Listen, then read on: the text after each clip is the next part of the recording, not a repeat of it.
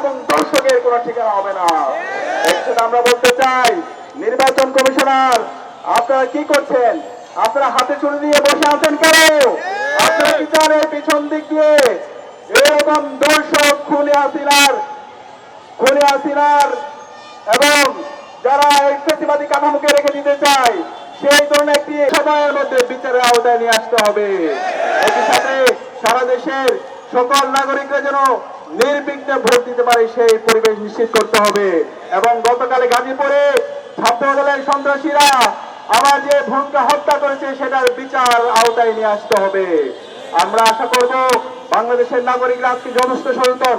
এই জুলাই বিপ্লবের আকাঙ্ক্ষাকে যারা ধারণ করে, যারা গত 16 মাস জুড়ে 1.5 বছর জুড়ে যারা জনগণের পাশে ছিল, তাদেরকে এই বাংলাদেশের নাগরিকরা 12 ফেব্রুয়ারির নির্বাচনে ভূমিধস বিজয়ের মাধ্যমে তারা আগামী দিনে তাদের প্রতিনিধি হিসাবে নির্বাচিত করবে ইনশাআল্লাহ।